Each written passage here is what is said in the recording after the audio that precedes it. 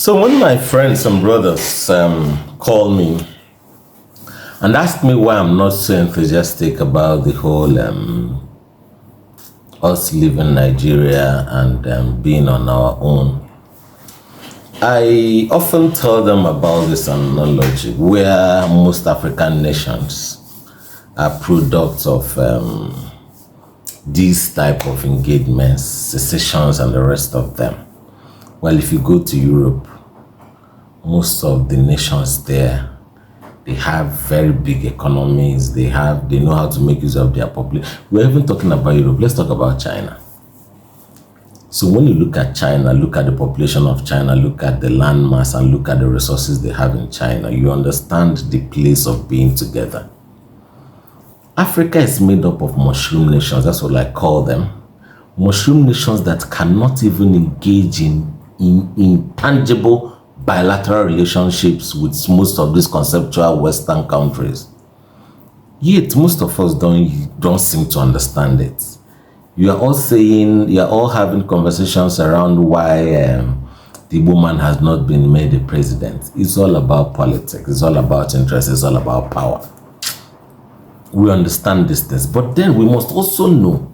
We must tell ourselves that for these periods of time that we've been complaining about us having not been given the power to rule Nigeria as a tribe, the resources of the southeastern state has never stopped coming. We've not stopped having senators. We've not stopped having House of Assembly members. We've not stopped having House of Representative members. We've not stopped having Igbo people being appointed to be in charge of the federal institutions in Igbo land. From Futo to Unizik to FMC Umuahia to FMC Owerri to Nnamdi University Teaching Hospital, Anambra, to just name them, UNTH and the rest of them. Does it occur to you that if these people who have been appointed into these positions or who have been elected are able to do what they're supposed to do in the interest of the masses, do you know that you may never even have time to have this conversation? Because at the end of the day, we would have shown these guys how leadership should be done and how states are to be run.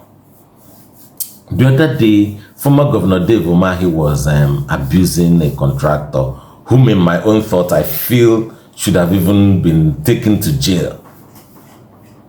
You are an Igbo man, you are given a job to do a federal road that will serve your brothers and your sisters in Igbo land. You said, okay. You collected the contract and decided to deliver a shoddy job.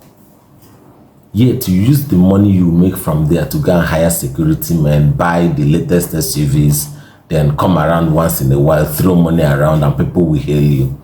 I think it's high time we started knowing the people who are shortchanging us as a people.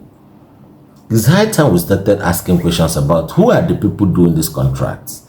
Who are the contractors? Who are these Igbo sons and daughters that have sworn that our region will never thrive?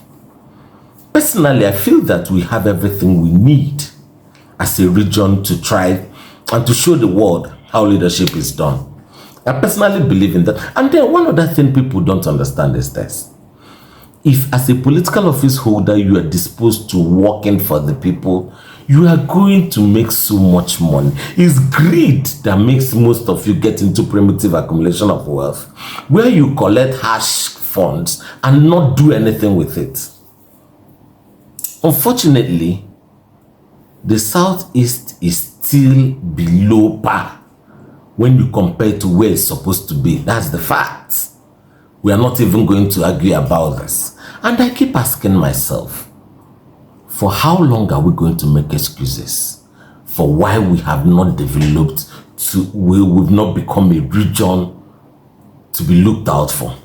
Professor Soludo was talking about his railway plans the other day around Anambra and the rest of them. The Canadian company that was supposed to come and do feasibility study and all that. These are the type of conversations we want to hear. We want to hear that this railway moved from Anambra to Imo State, to Abia State, to Ebonyi State, to Enugu State. These are the conversations we should be having. We want to hear that there is security around this state so that we can do intertrade, we can trade with ourselves, and we can export also. We can live in safe environments. I want the Southeast to work. I want the Southeast to have cranes, high-rise buildings being built in the Southeast. I'm so deliberate about this.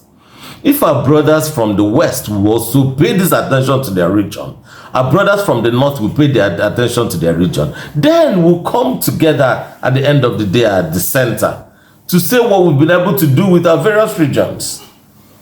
Enough of all these excuses.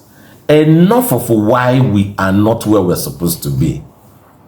We're supposed to have the best of health cares. Yes! We have freaking so good professionals who are overseas, who are willing to come and offer training free of charge to most of our institutions in the Southeast and in Southeastern Nigeria. That's the truth. I've had some of them contact me, tell me that they don't mind coming around to teach and to train professionals in the medical sector, but yet we don't want. Unfortunately, we must engage and engage very well in the interest of the region. And whether you like it or not, as a citizen, you must talk. When you are typing, ask these questions. Demand these things from your leaders. That is why they are in office. Understand it. Even the ones that are appointed, demand it from them. That is why they are appointed. So stop making excuses and stop shortchanging yourselves. It is very necessary that we do what we have to do. Very, very necessary.